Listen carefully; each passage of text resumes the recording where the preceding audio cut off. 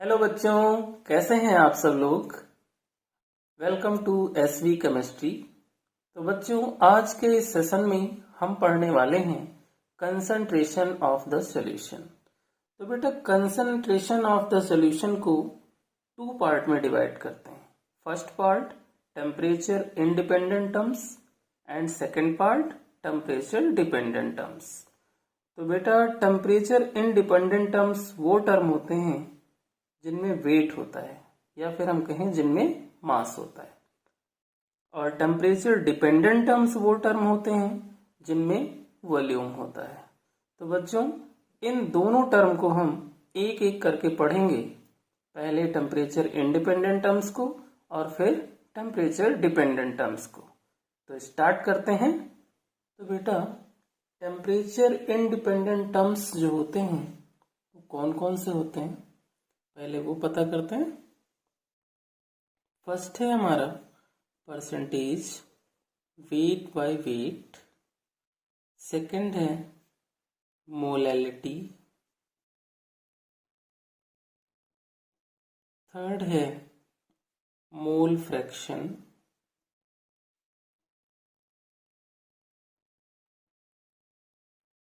और फोर्थ है पार्ट्स पर मिलियन।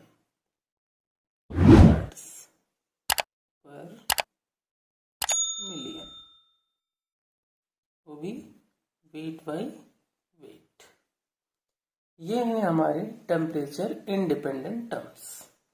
अब हम एक एक करके इनको एक्सप्लेन करते हैं।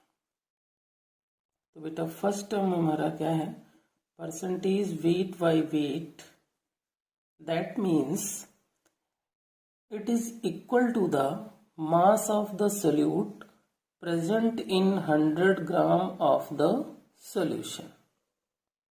मीन जो मास ऑफ सोल्यूट है वो 100 ग्राम ऑफ द सोल्यूशन में प्रेजेंट है। तो इसका फॉर्मूला क्या बनेगा, मास ऑफ सोल्यूट इसमें ग्राम में अपॉन मास ऑफ सॉल्यूशन, वो भी किसमें, ग्राम में, इनटू 100। इस फार्मूले की हेल्प से हम कैलकुलेट करेंगे क्या, percentage weight by weight. Second हमारा है मोलैलिटी। तो मोलैलिटी क्या होती है बच्चों, डायग्राम से समझते हैं। इस कंटेनर में हमने क्या लिया, 1 kg सॉल्वेंट लिया। 1 kg क्या लिया है, सॉल्वेंट, और इसमें डिसॉल्व हम करने वाले हैं number of moles of solute. तो डेफिनेशन क्या बनेगी बच्चों, मोलैलिटी की, मोलैलिटी की डेफिनेशन क्या बनेगी कि number of moles of solute present in 1 kg of solvent is known as molality of solution. या फिर हम इसको ऐसे भी कह सकते हैं कि number of moles of solute dissolve in 1 kg of solvent is known as molality of solution. It is denoted by small m and its unit is, क्या होगी यूनिट बच्चों, क्या डिजॉल्व कर रहे हैं, मोल्स डिजॉल्व कर रहे हैं इसमें 1 kg सॉल्वेंट में, तो मोल पर kg इसकी यूनिट बनी, या फिर क्या बनेगी, मोलल। इसका फॉर्मूला ड्राइव करते हैं, मोलैलिटी इक्वल टू क्या होगा, number of moles of solute on weight of solvent in kg। सो बेटा, मोल्स को रिप्रेजेंट करते हैं स्मॉल n से, और वेट ऑफ सॉल्वेंट को हमने रिप्रेजेंट किया कैपिटल W से kg में। Since number of moles equal to होता है given mass upon molar mass, so molality equal to n की जगह पे हम ये वैल्यू पुट करेंगे, given mass upon molar mass into mass of solvent in kg। और इन केस क्वेश्चन में वेट हमारा सॉल्वेंट का ग्राम में गिवन हो, then molality equal to given mass upon molar mass into mass of solvent इन ग्राम, और given mass को multiply कर देंगे 1000 से। तो मोलैलिटी क्लियर हो गई बेटा। अब थर्ड इसका जो है वो है मोल फ्रैक्शन। तो मोल फ्रैक्शन क्या होता है? मोल फ्रैक्शन, इसको हम एक्सप्लेन करते हैं। इसको भी हम डायग्राम की हेल्प से समझते हैं। एक कंटेनर लिया हमने, इस कंटेनर में एक कंपाउंड लिया जिसमें दो सब्सटेंस हैं A plus B। Suppose number of moles of A को हमने लिखा A और नंबर ऑफ मोल्स B के लिए हमने लिखा NB। तो ये क्या होता है कि it is the ratio of number of moles of A divided by total number of moles of AB। Means substance जो हमने लिया है या कंपाउंड जो हमने लिया है उसमें दो सब्सटेंस है। अगर किसी एक सब्सटेंस का हमें मोल फ्रैक्शन फाइंड करना है तो उस सब्सटेंस के मोल divided by total number of moles of substances, इस तरह से हम इसकी डेफिनेशन को कर सकते हैं। तो डेफिनेशन क्या हुई? It is the number of moles of substance divided by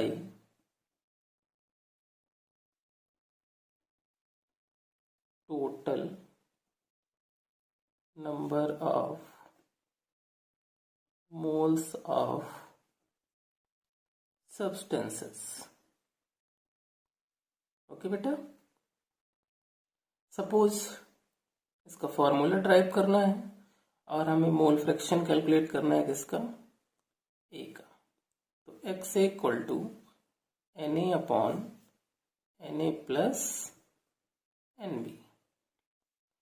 B का फाइंड करना है मोल फ्रैक्शन, तो xb equal to Nb upon Na plus Nb plus Na। n equal to given mass upon molar mass होता है, तो इससे हम चाहें तो ओपन कर सकते हैं। तो बेटा n टोटल अगर हमें फाइंड करने हैं तो क्या होगा? Na plus Nb। In case question में अगर हमें मोल फ्रैक्शन A का गिवन है तो उसे हम क्या करेंगे? 1 माइनस xb। V का गिवन है तो xb इक्वल टू क्या होगा? 1 minus X A, because X A plus X B equal to क्या होता है? 1 होता है। तो ये इस तरह से ये फॉर्मूले अप्लाई करके हम मोल फ्रैक्शन को कैलकुलेट कर लेते हैं। आई होप आप लोगों को mole fraction, molality and percentage weight by weight बहुत अच्छे से क्लियर हो गया होगा। तो बच्चों अब हम एक्सप्लेन करेंगे relation between molality and mole fraction. Relation between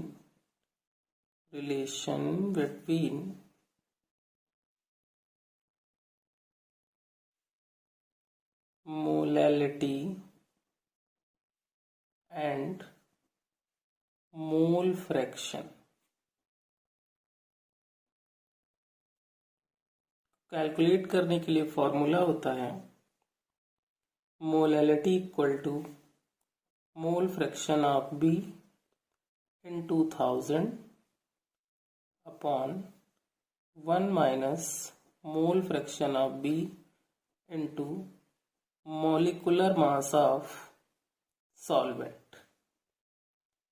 तो एक्स बी यहाँ पे क्या है, मोल फ्रैक्शन है किसका, सोल्यूट का, और एम ए क्या है, मॉलिक्यूलर मास है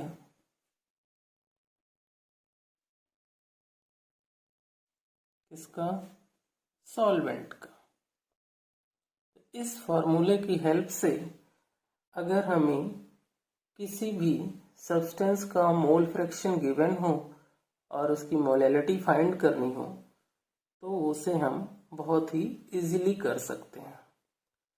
सेकंड जो हमारा रिलेशन है वो है relation between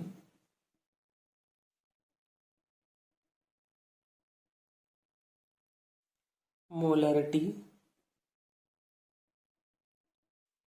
and molality. So बच्चों, मोलैलिटी एंड मोलैरिटी का जो रिलेशनशिप होता है तो मोलैलिटी इक्वल टू होता है 100 into molarity upon 1000 into density minus molarity into molar mass. ये रिलेशनशिप होती है मोलैरिटी एंड मोलैलिटी के बिटवीन। इस फॉर्मूले की हेल्प से अगर किसी भी क्वेश्चन में मोलैलिटी गिवन हो तो हम मोलैलिटी फाइंड कर सकते हैं। सो बच्चों, टेम्परेचर इंडिपेंडेंट का जो लास्ट पार्ट है वो है पार्ट्स पर मिलियन वेट बाय वेट।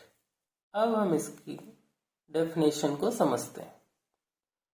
तो इसकी डेफिनेशन क्या होती है, it is equal to gram of the solute present in the 10 the power 6 cc of the solution। तो इसका फॉर्मूला क्या बनेगा, पार्ट्स पर million equal to weight of the solute, weight of solute in gram upon weight of solution, weight of solution, वो भी किसमें, ग्राम में, into 10 the power 6। ये हो गया हमारा पार्ट्स पर मिलियन। तो बच्चों, ये थे हमारे temperature independent terms, temperature dependent terms. तो बेटा, टेम्परेचर डिपेंडेंट टर्म्स जो होते हैं वो कौन कौन से होते हैं, पहले वो देखते हैं। तो फर्स्ट टर्म जो होता है वो होता है percentage weight by volume. Second term जो होता है वो होता है परसेंटेज वॉल्यूम बाय वॉल्यूम। और third term molarity. Fourth term normality. Fifth term concentration gram per litre. Six term formality. ये टर्म जो हैं वो टेम्परेचर डिपेंडेंट टर्म्स होते हैं। अभी हम एक एक को एक्सप्लेन करेंगे। तो फर्स्ट टर्म बेटा क्या था, परसेंटेज वेट बाय वॉल्यूम था। That means percentage weight by volume means हुआ mass of solute, mass of solute gram में upon volume of solution, volume of solution in ml into 100। इस फॉर्मूले से हम percentage weight by volume calculate कर लेंगे। Second हमारा था percentage volume by volume, that means volume of solute dissolve in 100 ml of solution. तो volume of solute, volume of solute किसमें होगा बेटा, ml में, और अपॉन वॉल्यूम ऑफ सॉल्यूशन वो भी होगा ml में इंटू 100।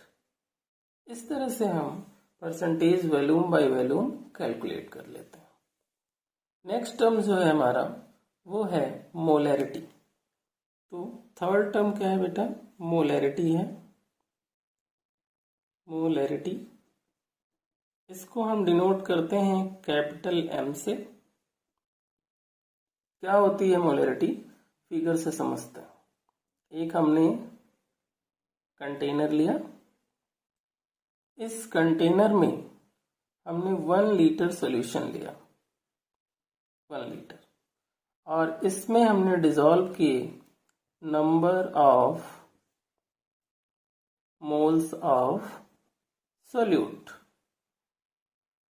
तो डेफिनेशन क्या बनी बेटा इसकी, कि number of moles of solute dissolve in 1 litre of solution is known as molarity of solution.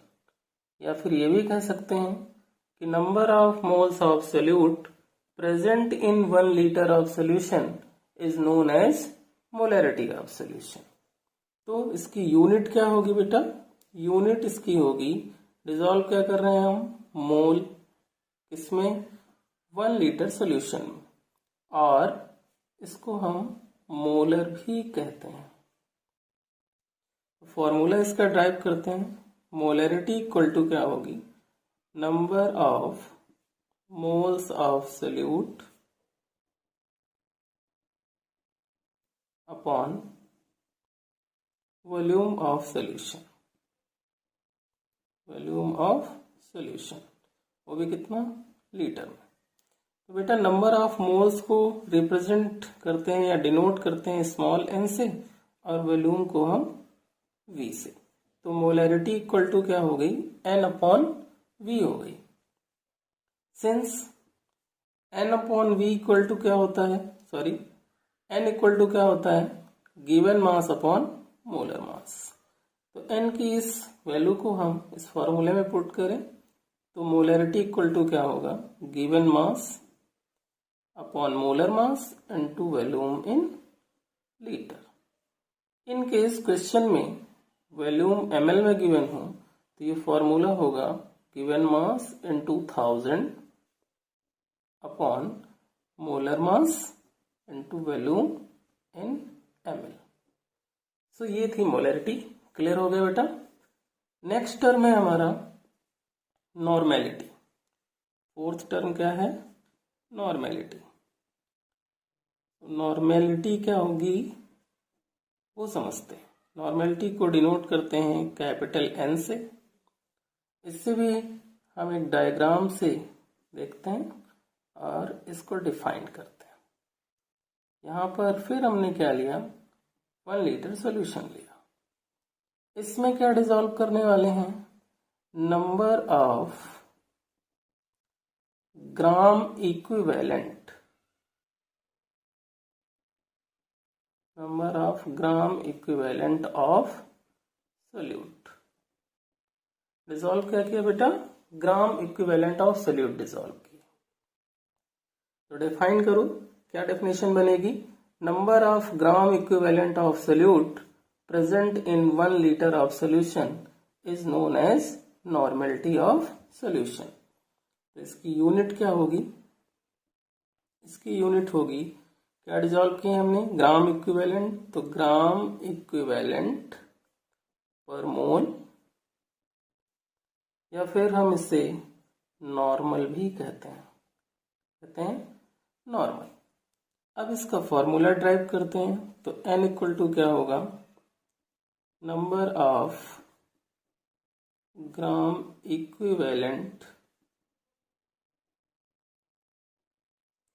Of solute upon volume of solution, volume of solution अभी किसमें, लीटर में। तो बेटा नंबर ऑफ ग्राम इक्विवेलेंट क्या होते हैं, तो नंबर ऑफ ग्राम इक्विवेलेंट होते हैं, ग्राम इक्विवेलेंट इक्वल टू होता है मास अपॉन इक्विवेलेंट मास, इसको डिनोट करते हैं कैपिटल ई से। इक्विवेलेंट मास जो फाइंड करते हैं वो होता है molar mass divided by n factor. n factor is also known as acidity और बेसिसिटी। तो बेटा क्या होगा कि n equal to number of gram equivalent of solute थे, उसकी जगह पे हम क्या यूज करेंगे, मास अपॉन इक्विवेलेंट मास। तो मास हमारा क्या हो गया W, इक्विवेलेंट मास हमारा E into volume in litre. Okay बेटा, अभी E की वैल्यू क्या होती है, molar mass upon n factor, तो ये हो जाएगा given mass upon molar mass into volume in litre, और ये क्या होगा n फैक्टर ऊपर की साइड में आ जाएगा। इन केस क्वेश्चन में वैल्यू वॉल्यूम की ml में गिवन हो, देन फॉर्मूला क्या होगा, given mass into n factor into 1000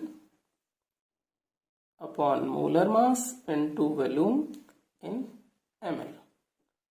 तो ये था हमारा बेटा नॉर्मेलिटी। नेक्स्ट टर्म है हमारा कंसंट्रेशन ग्राम पर लीटर। इससे हम डिनोट करते हैं कैपिटल S से, और इसकी डेफिनेशन क्या होती है, इट इज इक्वल टू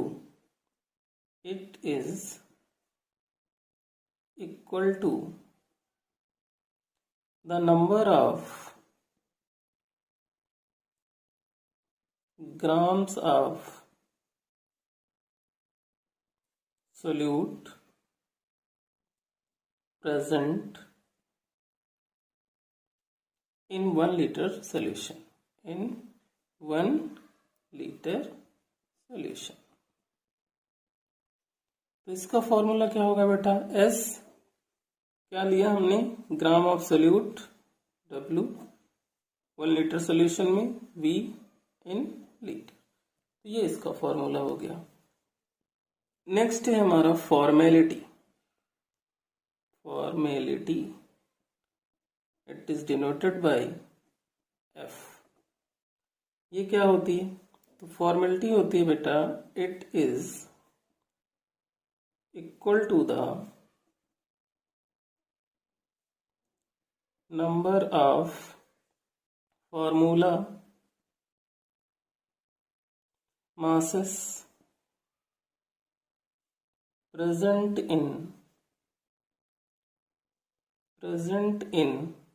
1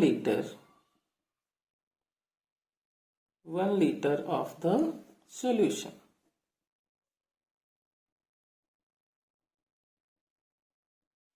ये फॉर्मेलिटी होती है। तो इसका फॉर्मूला क्या होगा, formality equal to mass of solute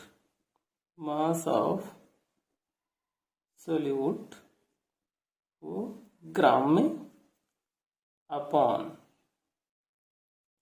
formula masses of solute, formula masses of solute into volume in litre. ये हो गई बेटा formality. T equal to given mass upon molar mass into volume in litre, और normality का formula था given mass into N factor upon molar mass into volume in litre. अब देखो दोनों को कंपेयर करें तो चेक करने पे ये दिख रहा है कि मोलरिटी में given mass upon molar mass into volume है, नॉर्मेलिटी में भी given mass upon molar mass into volume है, तो ये तो हो गया कॉमन। तो रिलेशन क्या आएगी बेटा, normality equal to molarity into N factor, ये फॉर्मूला होगा जिससे हम नॉर्मेलिटी कैलकुलेट कर सकते हैं। तो ये सारे टर्म और मोलरिटी एंड नॉर्मेलिटी का रिलेशन हमने पढ़ लिया। अब कुछ फॉर्मूले हैं अदर जिनसे भी हम मोलरिटी एंड नॉर्मेलिटी फाइंड कर सकते हैं। वो क्या है, सपोज क्वेश्चन अगर हमें गिवन है जिसमें सोल्यूट की वैल्यू परसेंटेज बाय वेट में गिवन है, तो वहां पर मोलरिटी के लिए जो फॉर्मूला अप्लाई करेंगे वो होगा molarity equal two percent by weight into D into 10 upon molar मास। ऐसे ही नॉर्मेलिटी को फाइंड करने के लिए percentage by weight into D into 10 upon equivalent mass. Molarity equation क्या होती है,